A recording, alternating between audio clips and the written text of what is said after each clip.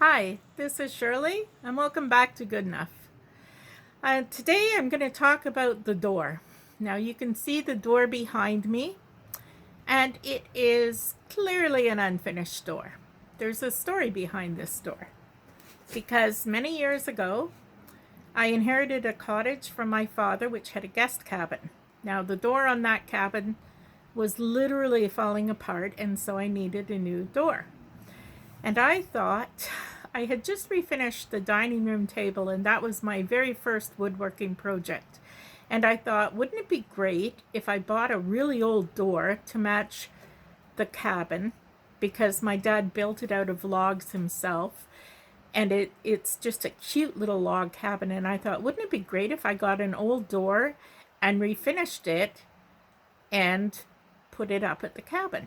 So I went on Kijiji and I found two doors that were well over 100 years old each, and I bought them very cheap. At least I thought it was cheap. I didn't count in the cost of all the paint removers and stains and various I'd have to use, but still. So I bought these two doors. The one for the cabin was obviously urgent. So I only work on these doors in the spring. I worked really hard and I got it finished. I got all the paint stripped to the best of my ability, and I stained it and I verithaned it, and it was rustic, very rustic. The stain didn't go in evenly or anything because I didn't know that you needed to recondition the wood after you used paint stripper on it. So, but for the cabin, it looks great. It's a rustic cabin, it's a rustic door, it all matches. However, this door has been a while. It's going to go in the house. And so it wasn't really necessary to have a new door at all. And one of my friends asked, well, why didn't you just buy a new door if you want a new door for the house? And I thought, that's just not going to give me the same satisfaction as I get, the same sense of satisfaction and self-worth that I'm going to get from taking a door that had about 23 layers of paint on it, all of them very thick and nasty, and refinishing it and having something that I've done with my hands. And I think too often today we forget that a lot of our sense of self-esteem and of self-worth and of self-confidence comes from the actual physical hands-on work that we do. Today it's so easy to sit in front of a computer, which I think is important. I think you need to have your time, but you also need to be aware that you do that after you've done other work with your hand, whether it's cleaning the house or cooking a meal or refinishing a door or fixing a sink, or it doesn't matter. I think people were made to work with their hands. And, 100 years ago, everybody did. Today, it's so easy not to. And I'm not saying that you have to be physically fit. That's a whole other ball game in itself, and of course it's necessary, but it's different than actually doing hands-on work, getting our being creative, learning new skills, improving old skills, opening our mind to different ways of doing things, different ways of thinking about things.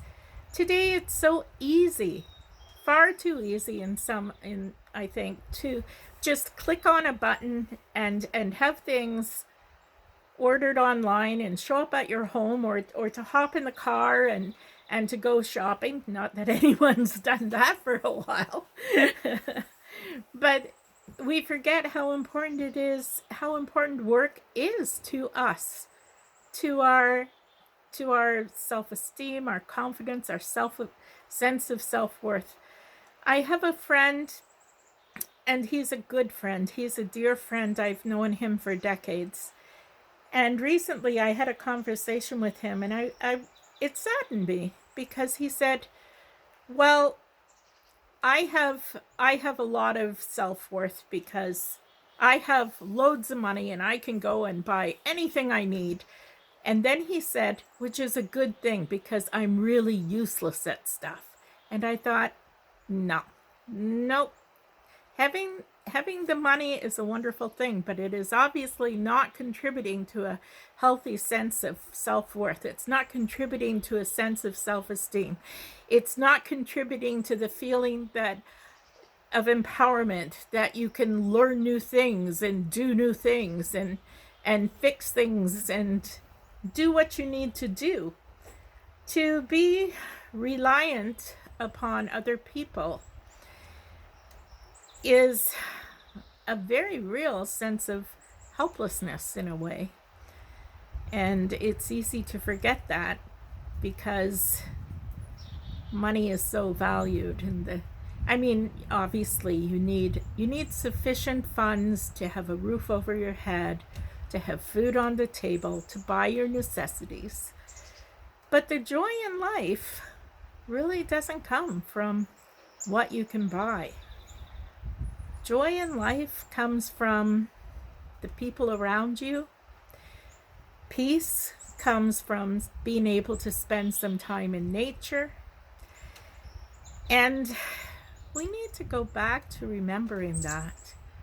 To remembering that we can all be Renaissance people. We can all learn new skills. We can all do new works.